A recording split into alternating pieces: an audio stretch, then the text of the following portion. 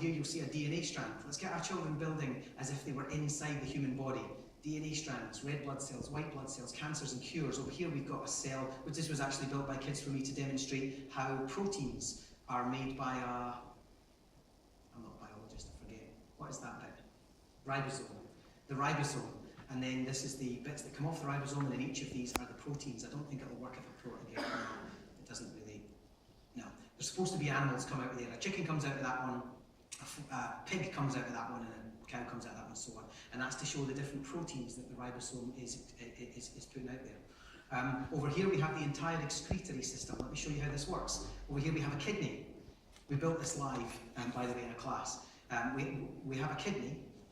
Blood flow carries toxins. This is blood flow, which carries toxins to the kidney. The toxins are then separated by the kidney, and then they are then washed down the urinary tract and into the bladder. So this is the bladder, okay? These are heartbeats. These will put a slight delay on the blood, which makes it look as if it's being pumped. If I push this, you'll see heartbeat, heartbeat, heartbeat, toxins, and full bladder.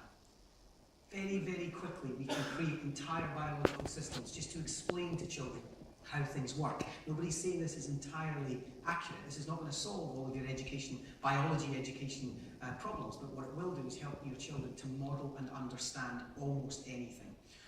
Underneath, we've got, in here, we've got the solar system. Have our children build the planets. Tell us what they are before they're allowed to build the next one, and the next one, and the next one. I always start, there's three steps to learn, to make in lessons. I always start with number one, what's our environment? What do we need? Number two, what are the structures that we need? So by environment, do we need a desert? Do we need a flat world? Do we need a dark space that looks like it could be space, for example? What is the environment? Number two, what are the structures that will help us to make this possible? So it could be buildings, it could be trees, it could be a river or a cave system, but what are the structures or details? And number three, what's our narrative? Once we've got all of that in place, what do I need to show in terms of narrative that meets my objectives and outcomes? So in this one, for example, my learning outcomes for a child is, for example, a child should be able to say to me, I understand the sun's place in the solar system. I can name all of the planets, and I can demonstrate where Earth is in relation to the sun. That's my three learning outcomes. So they build the solar system.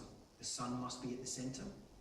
There's Earth's. And in order for them to be able to build each planet, I asked them to study and be able to do a presentation on each one. So all three of my learning outcomes are met. I just had them build it in Minecraft instead of drawing it.